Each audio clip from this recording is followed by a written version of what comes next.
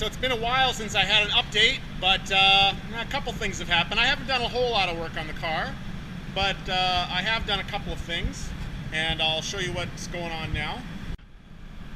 During nationals, between runs, like Bridget would go for a run and I would go for a run, and the clutch pedal would suddenly go soft, and like you push it all the way down, and it wouldn't fully disengage the transmission. There was air in the system.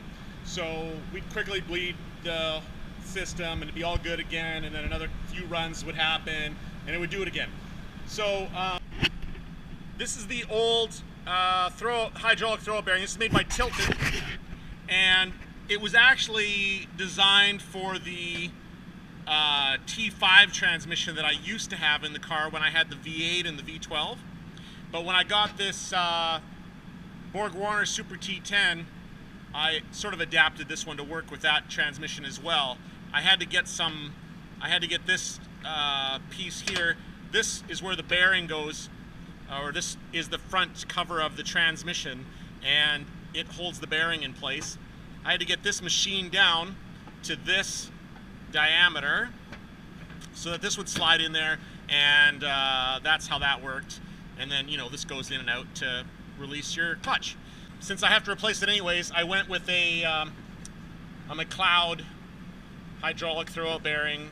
I do not have a video of that process, but it went really well. I mean, I just had to pull the transmission out and pull that old throwout bearing off and put the new one on. It's a beautiful piece. The McLeod throwout bearing is really nice, and it has a new machined aluminum front bearing retainer for the transmission, and I put that in there and bled it, and it was all 100%. I didn't get video of this, but it was really weird.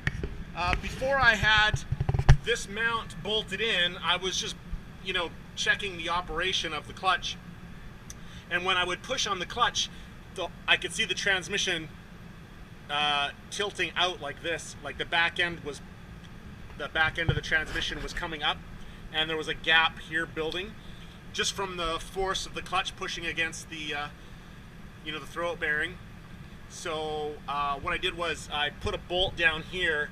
This bolt normally, it holds the starter and it comes from that side, and what I did was I just put a smaller bolt. Instead of an M10, I put an M8 all the way through, so it clamps it down at the bottom, and so it's no longer doing that. But anyways, last year we had a problem with spinning the inside rear tire.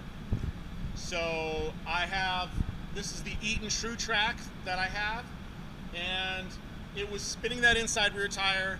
The tire was, like, we took a lot of video of it. There was the occasional time where that tire was coming off the ground, but usually it was just kind of getting light.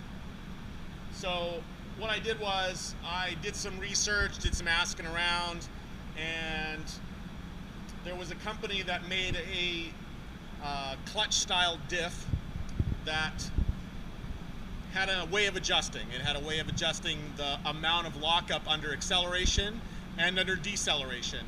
So that seemed like the perfect solution. I called them, I talked to them, I have 30 emails back and forth explaining about my car and how it was lifting the tire and, you know, spinning it and all that stuff. And they assured me that their diff was going to solve my problem. Now this diff was $1,800 US, which is, that ties my brand new transmission as the most expensive parts on my car. So, all right, I had confidence that it was going to work. He had confidence it was going to work. So I bought it and I put it in. And this year we went out there Spring Nationals, and it was a little better. The diff was a little better, but it still was spinning that inside tire. And we did a lot of, like, the car was stiffer. Over the winter I also put stiffer springs in it, which you can see in an earlier video.